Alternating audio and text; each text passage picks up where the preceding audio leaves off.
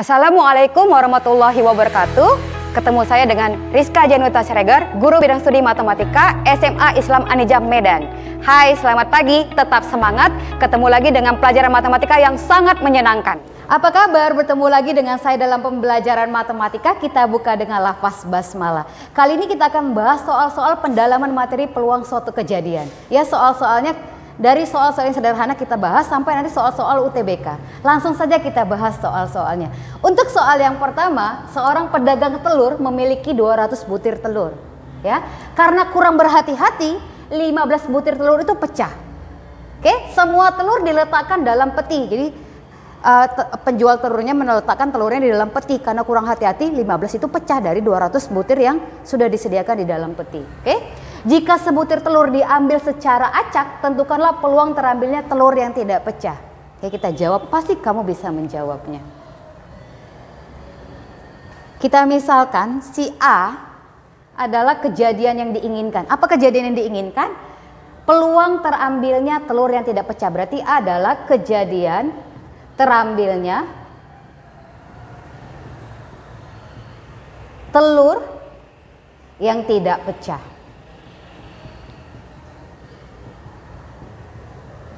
Oke, berarti NA banyak anggota kejadian A telur yang tidak pecah.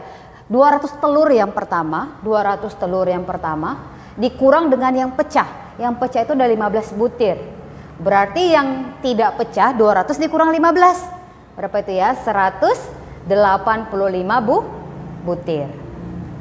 Oke, maka peluang kejadian A, PA adalah NA dibagi dengan NS-nya.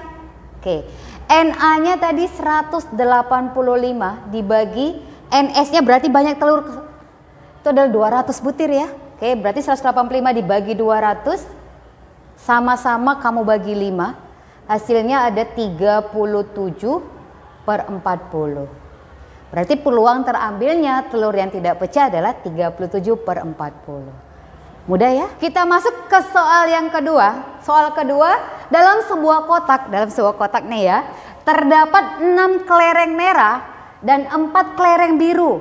Peluang terambilnya 2 kelereng merah. Ini ada sebuah kotak. Oke, di dalam kotak itu terdapat 6 kelereng merah, berarti 6 merah, dan 4 kelereng biru, berarti 4 biru. Oke, di dalam kotak itu dia minta peluang terambilnya 2 kelereng merah, berarti akan diambil 2 merah. Oke, ini kita pakai pemisalan dulu ya. Misalnya ini yang diambil adalah 1 kelereng ya.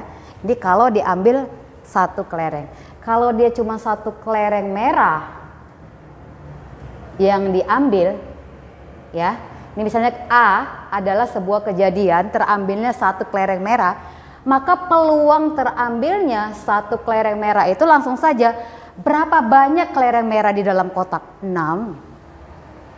Berapa banyak jumlah semua kelereng di dalam kotak? Berarti 6 tambah 4. Karena 6 merah 4 biru, berarti dia 6/10. Kalau kita sederhanakan lagi, sama-sama dibagi 2, hasilnya sama dengan 3/5. Kalau dia cuma 1 kelereng, udah ya. Nah sekarang pertanyaannya, dia minta 2 kelereng merah, berarti 2 kelereng merah. Kamu harus ingat kenapa kemarin kita harus mempelajari permutasi kombinasi. Kan saya sudah beritahu bahwa itu merupakan cara menentukan banyaknya kemungkinan yang akan terjadi dalam suatu kejadian. Nah, kalau dia sudah 2 kelereng merah, itu penyelesaiannya dengan menggunakan kombinasi, ya. Berarti kalau untuk NA terambilnya 2 kelereng merah, itu adalah 2 dari berapa kelereng merah yang tersedia? Ada 6. Berarti kombinasi 26. Sekali lagi saya ingatkan, kalau tadi misalnya 1, kamu langsung bisa menggunakan rumus peluang kejadian. Tetapi kalau dia yang terambil lebih dari 1, maka dipergunakan rumus kombinasi. Kita cari ya, kombinasi 2 dari 6. Berarti ini 6 faktorial dibagi dengan 6 kurang 2 ya, 4 faktorial dibagi dengan yang diambil 2 faktorial. Ini nanti tewasnya di 4, berarti tinggal 6 kali 5 karena 4 faktorialnya sudah tewas, dibagi 2 faktorial itu 2. Dari sini 6 bagi 2 itu 3, 3 kali 5, 15. Itu untuk Na. NS-nya adalah kombinasi 2 dari berapa total kelereng yang ada di dalam kotak? 10. Berarti kombinasi 2 dari 10. Ini hasilnya 10 faktorial dibagi dengan 10 dikurang 2, 8 faktorial dibagi dengan yang diambil 2 faktorial. Ya, kita matikan di 8 faktorial ya. Jadi tinggal 10 dikali 9 dibagi 2 faktorial itu 2. Matikan 10 dengan 2 sisanya 5. 5 kali 9 itu 45. Oke, berarti peluang kejadian terambilnya 2 kelereng merah langsung Na per NS. Oke, Na-nya tadi 15, kemudian NS-nya 45. Kamu sama bagikan dengan 15, hasilnya 1/3. Mudah ya? Kita masuk soal yang ketiga. Soal ketiga ini adalah soal SBMPTN 2014. Oke, jika 4 mata uang logam dilempar, maka peluang munculnya minimal 2 sisi gambar. Oke, kalau kita jawab langsung ya. Untuk langkah pertama kita harus menentukan anggota dari ruang sampelnya untuk 4 mata uang logam. Caranya adalah menjumpakan di papan catur antara hasil ruang sampel 2 mata uang logam dengan 2 mata uang logam ya. Masih ingat nggak kalau yang untuk logam pertama misalnya, logam kedua, hasilnya untuk dua mata logam berarti ada AA, kemudian ada AG, kemudian ada GA, kemudian ada GG. Nah, untuk yang logam kedua sama juga AA, AG, GA, kemudian GG. Oke, ini kita langsung jumpakan di papan catur ya. Kita buat papan caturnya.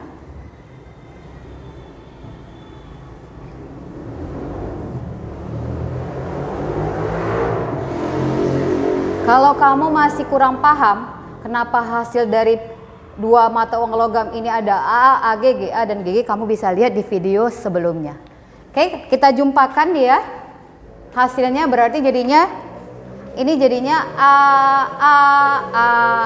semua A. Kemudian ini AAAG, ini AAAGA, kemudian ini AAAGG, kemudian ini AGAAA, kemudian AGAG, kemudian AGGA, kemudian AGGG, selanjutnya GAAA, kemudian GAAG, kemudian GAGA, kemudian GAGG, kemudian GGGGAA, kemudian GGGGAG, kemudian GGGGGA, yang terakhir keempat-empatnya adalah gambar. Inilah anggota dari ruang sampel untuk 4 mata uang logam. Berapa ini NS-nya? NS-nya kita tinggal hitung ya. 1, 2, 3, 4. 4 ke samping, 4 ke bawah berarti 16. Oke, saya akan memberitahu bagaimana cara cepat mencari banyak anggota ruang sampel. Kalau untuk uang logam, rumusnya adalah 2 pangkat N. N itu banyak logamnya. Kan ini banyak logamnya ada 4 nih. Berarti 2 pangkat 4 hasilnya 16. Paham ya? Mana tahu nanti ada ditanya. Untuk menentukan banyak anggota ruang sampel, kita bisa menggunakan rumus 2 pangkat N untuk uang logam. Untuk dadu, dia bisa menggunakan rumus 6 pangkat N. Kalau ada 2 dadu, hasilnya kan 36 ya. Itu dari 6 pangkat 2 karena dadunya 2. Paham ya? Oke, kita fokus lagi ke pertanyaannya. Dia minta peluang munculnya minimal 2 sisi gambar. Kalau minimal 2 sisi gambar, berarti boleh 2, boleh 3, boleh 4. Oke, kita langsung ya, kita coret mana yang merupakan anggota dari kejadian yang diambil. Anggotanya minimal dua sisi gambar. Berarti boleh 2, 3, dan 4. Kita coret. Yang 2 gambar, ini gambar 2. Kemudian ini gambar 2. Ini juga masuk, ini 3 masuk. Ini tidak masuk karena gambarnya 1, minimal dia 2. Ini masuk, ini masuk. Ini juga masuk karena gambarnya 3. Ini masuk, ini masuk, ini masuk, ini masuk. Berapa anggota kejadian yang minimal 2 sisi gambar ya? 1, 2, 3, 4, 5, 6, 7, 8, 9, 10, 11. Berarti banyak kejadian si NA itu ada 11. Paham ya? Maka peluang kejadian minimal 2 sisi gambar untuk pelemparan 4 mata uang logam adalah 11/16. Jawabannya dodol. Udah ya, saya akan memberikan cara yang paling mudah lagi untuk soal nomor 3 dengan menggunakan rumus kombinasi. Oke, untuk soal ini kan sudah kita tentukan tadi ya, NS-nya itu 2 pangkat N rumusnya untuk logam. Oke, berarti 2 pangkat 4 karena ada 4 mata uang logam, totalnya 16. Oke, kemudian untuk NA bahasanya adalah minimal 2 sisi gambar. Kita sudah mempelajari di kombinasi kemarin, ada yang paling banyak, minimal, maksimal ya. Kalau dia minimal 2 sisi gambar, berarti boleh 2, boleh 3, boleh 4. Dari berapa banyak gambar maksimal yang akan muncul pada 4 mata uang logam? Ada 4 ya, tadi ya, G, G, G, G. Ya, ini yang paling maksimal G, G, G, G. Berarti ada 4 gambar pada 4 mata uang logam. Oke? Berarti kalau minimal 2 yang diambil dari berapa yang maksimal? 4 ditambah minimal 2 berarti boleh 3. 3 dari 4 sampai yang paling akhir yang semuanya gambar berarti kombinasi 4 dari 4. Paham ya? Oke. Langsung kita cari kalau dia kombinasi 2 dari 4 berarti 4 faktorial per 2 faktorial. 2 faktorial ini tambah 4 faktorial berarti dia 1 faktorial karena 4 kurang 3, kemudian 3 faktorial. Ini berarti dia 4 faktorial dibagi dengan 0 faktorial dan 4 faktorial. Untuk menentukan ini berarti 4 faktorial dibagi dengan 2 faktorial, kita matikan di 2 faktorialnya berarti 4 kali 3, 12 dibagi 2 hasilnya 6. Ya, kemudian ini dimatikan di 3 faktorial berarti tinggal 4. Kemudian 4 faktorial dibagi 4 faktorial itu berarti 1. Hasilnya berapa? 6 tambah 4 tambah 1, 11. Nah, untuk peluang kejadian A 11 karena NA-nya 11 per semua ruang sampelnya 16. Oke, jadi kita nggak perlu menghadirkan semua anggota-anggota kejadian yang mungkin muncul, tetapi dengan rumus ini kita langsung bisa menentukan berapa banyak peluang yang akan terjadi. Ya, semoga kamu lebih mudah lagi dan lebih cepat dalam membahas soal-soal SBMPTN. Kita masuk ke soal yang keempat. Suatu pin ATM terdiri dari 3 angka berbeda, tetapi angka pertama tidak boleh 0. Peluang bahwa kartu ATM tersebut mempunyai nomor 123, 234, 345, 567, 678 atau 789 adalah ya, ini soal SBMPTN 2014 dengan pilihannya. Oke. Untuk kejadiannya dia sudah menentukan bahwa yang muncul nomor itu adalah ke-6 nomor ini. Berarti si NA sudah ditentukan dia bahwa 6 anggota. Dia hanya mau 6 anggota ini kira-kira berapa peluang munculnya. Nah, yang sekarang yang kita tentukan adalah banyak anggota ruang sampelnya. Untuk menentukan NS, kita mempergunakan cara pengisian tempat. Oke? 3 angka kan yang diminta, 3 angka. Berarti kita sediakan 3 kotak. Ya, 3 kotak yang terdiri dari satuan, puluhan, dan ratusan. Satuan, puluhan, dan ratusan. Oke? Kata kuncinya adalah, syaratnya maksudnya, angka pertama tidak boleh 0. Kalau angka itu kan dimulai dari 0, 1, 2, 3, 4, 5, 6, 7, 8, 9. Berarti ada 10 angka. Ya. Kalau tidak boleh 0, berarti yang di awal ini, yang posisi sebagai ratusan itu hanya bisa diisi oleh 1, 2, 3, 4, 5, 6, 7, 8, 9, berarti 9 angka yang bisa menjadi angka pertama. Oke, untuk angka kedua atau posisinya di puluhan, semua angka ini bisa, ya kan? Tetapi kata kuncinya lagi berbeda, berarti tidak boleh berulang.